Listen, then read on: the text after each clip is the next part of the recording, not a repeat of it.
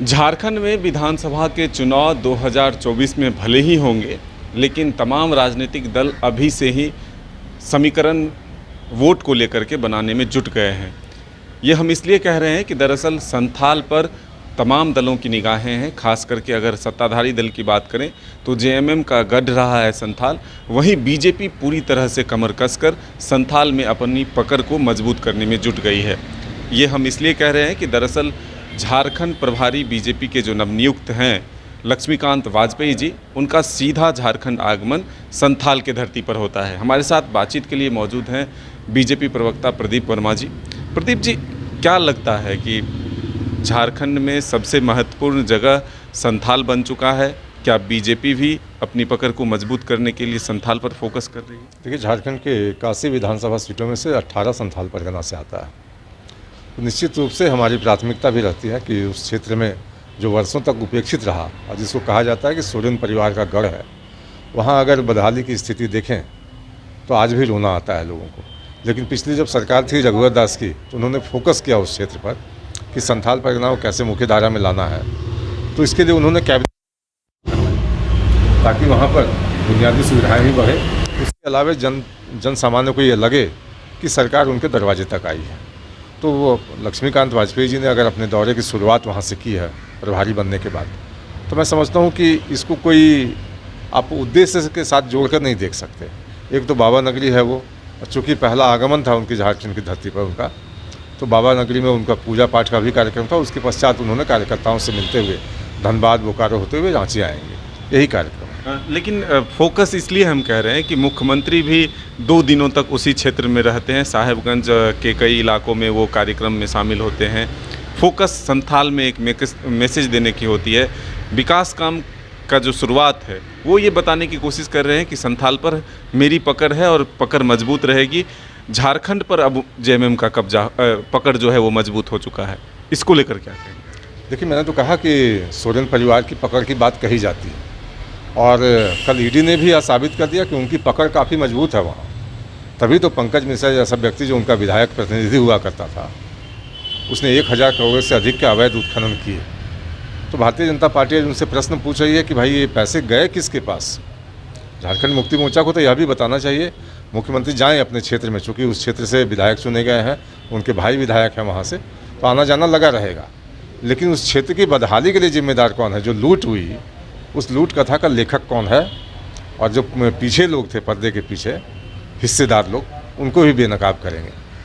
2024 में क्या लग रहा है कि जो प्रभारी बदले गए, फिर संगठन महामंत्री बदले गए, इससे बीजेपी को कितनी मजबूती मिलेगी? देखिए, तो एक प्रक्रिया है, बदलाव होता है। चूँकि कार्यकाल किसी का पूरा होगा तो कोई दूसरा आएगा। तो संगठन महामंत्री भी अभी एक नए हैं, उसके अलावा प्रभारी भी नए हो गए। तो सब कार्यकर्ताओं से मिलना जुलना, उसके बाद क्षेत्र की समस्याओं से अवगत होना, क्षेत्र के प्रमुख नेता कौन कौन हैं उनसे सामंजस्य स्थापित करना। तो एक आप कह सकते हैं कि परिवार के बीच में जो है परिचय लोगों का बढ़े, लोग प्रभारी महोदय को जाने, प्रभारी महोदय कार्यकर्ताओं को जाने, तो ये आपसी संवाद है। लेकिन बीजेपी पर ये आरोप क्यों लगता है कि सरकार जो भी काम करती है उसको सिर्फ तुष्टीकरण से जोड़ देता है? बीजेपी को अच्छाई क्यों नहीं दिखाई देती सरकार के काम? देखिए, एक भी आप उदाहरण बता दीजिए सरकार ने इन जनरल कोई योजना जो राज्य में सारे लोग रहते हैं उनके लिए किया हो। उनके निशाने पर कौन है? किसके लिए योजना बनाते हैं? आदिवासी, मूलवासी, ओबीसी, अल्पसंख्यक। छात्रावास भी मिलेगा तो अल्पसंख्यकों को मिलेगा। आज भी आपने देखा होगा कई छात्रावास बनाए गए हैं, उसमें सर्वाधिक छात्रावास अल्पसंख्यकों के लिए बनाए गए हैं। तो आप समझ सकते हैं कि एजेंडा सरकार का क्या है। मुस्लिम वोटों को लेकर जिस तरह से खींचतान चल रही है कांग्रेस और झारखंड मुक्ति मोर्चा के बीच, यह इसी का परिणाम है कि आप विगत 15-20 दिन के अपराध का आंकड़ा उठाकर देखें, 90% केसेस में आपको मुस्लिम लड़के मिलेंगे।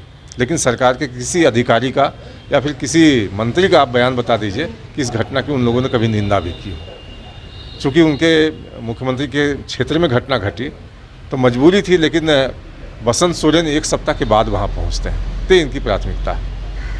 लगता है कि जो आरोप उधर से लग रहे हैं सत्ताधारी दल से कि जो हाल के दिन में कैबिनेट से फैसले हुए, चाहे 1932 हो या फिर ओबीसी को आरक्षण हो या पुरानी पेंशन योजना हो, इससे बीजेपी डर गई है कि लोकप्रियता जो है सरकार या जेएमएम का या फिर कांग्रेस का बढ़ रहा है। इससे घबरा गई है क्या बीजेपी? देखिए, उन लोगों ने तो अपने मैनिफेस्टो में इन बातों का जिक्र किया था, और कोई भी दल अगर अपने मैनिफेस्टो में कई बातों को पूरा करता है तो डरने वाली कोई बात नहीं है। डरे हुए तो मुख्यमंत्री हैं, क्योंकि उनके मन में ये संशय बना हुआ है कि पता नहीं कब हमारी विधायकी चले जाए। तो इसलिए वो आनंद फानंद में अब डिसीजन लेना शुरू किया उन्होंने, क्योंकि आप विगत 2 साल सवा 2 साल का देखेंगे तो कुछ लोग तो सड़क पर उनके खिलाफ उतर रहे थे कि 32 का खतियान लागू करो, और सदन में जब बजट सत्र चल रहा था तो उन्होंने कहा था कि हम इस 32 के आधार पर कर नहीं सकते। तो आखिर परिस्थितियां अचानक कैसे बदल गई, उसका एकमात्र कारण है कि ईसी का जो शिकंजा कसा है इन पर, और ईडी में जो इनके कुछ लोगों के नाम आए हैं, तो भय तो स्वाभाविक है इनके मन में कि सदस्यता जा सकती है। तो प्रदीप वर्मा जी ने साफ तौर पर कहा कि सरकार जो है पूरी तरह से डरी हुई है, सहमी हुई है, इसलिए हाल के दिनों में जो फैसले हैं वो लिए जा रहे हैं। तमाम सवालों के जवाब हमारे साथ बीजेपी के प्रदीप सिन्हा जी ने दिया।